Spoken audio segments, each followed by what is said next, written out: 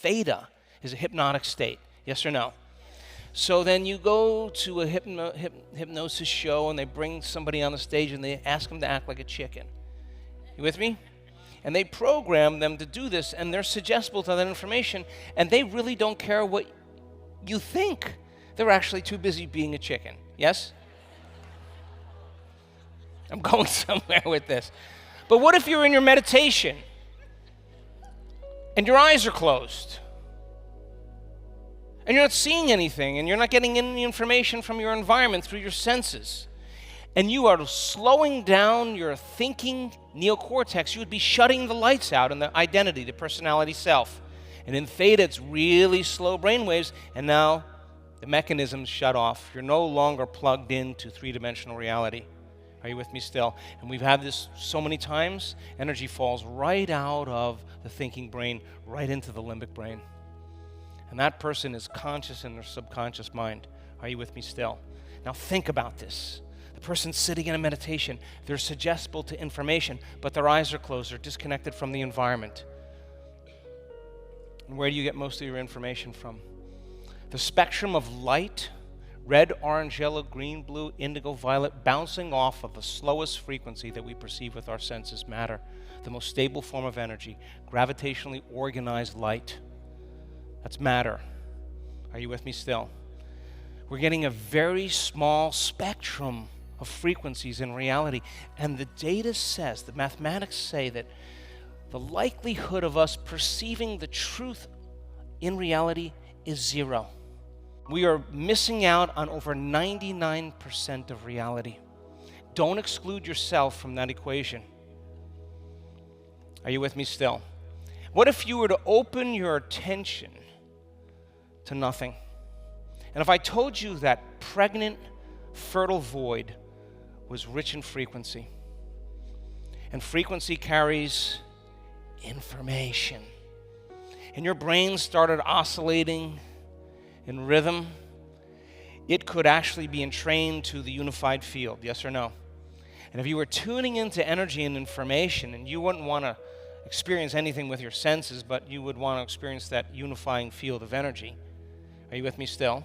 That quantum field, that fertile void, the place where everything physical and material comes from, that we only see objects and things in three-dimensional reality. We can't see them there because there's nothing there.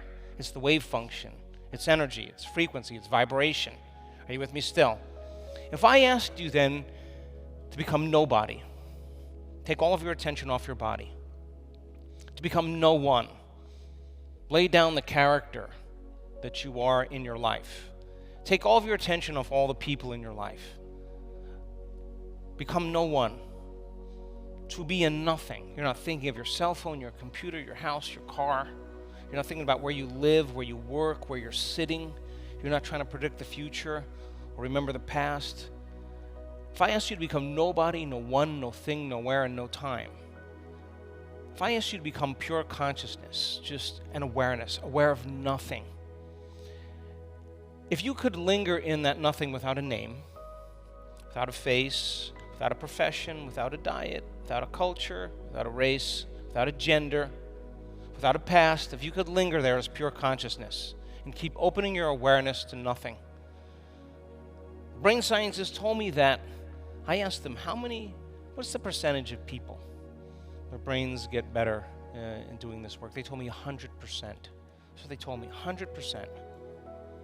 So the likelihood of you doing this is going to work for you. Yes?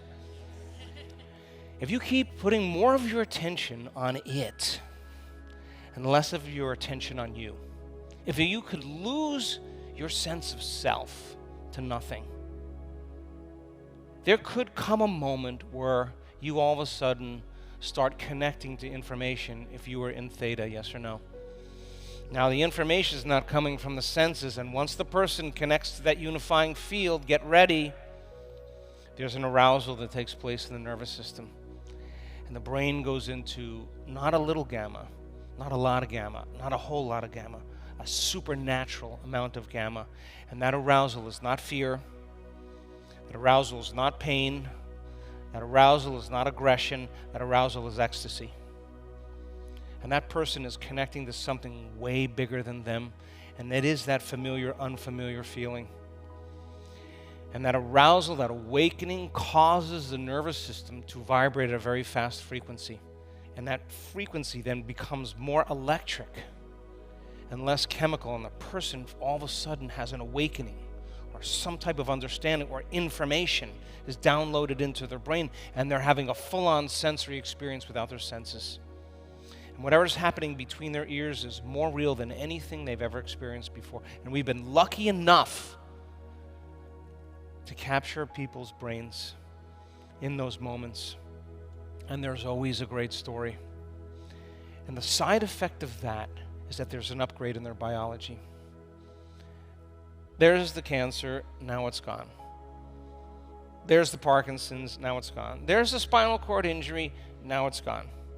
And I have asked those people to come to the stage and tell their story, and they are a mess. And they're like, oh my God, I felt so much love. Oh, I love everybody. And I'm like, will you please tell them, oh yeah, I came in a wheelchair, now I'm walking around. I don't have any pain in my back. I was paralyzed. Yeah, that too. Yeah, I was blind, now I can see. They get an upgrade. And that upgrade is the body moving to a faster frequency, and the autonomic nervous system is hot. And that level of order that's taking place on that fast frequency of gamma is autonomic regulation. And stress is autonomic dysregulation. And the person gets an upgrade in energy, is beginning to inform matter. And somehow those cells begin to vibrate coherently on the same frequency, and they emit more coherent light.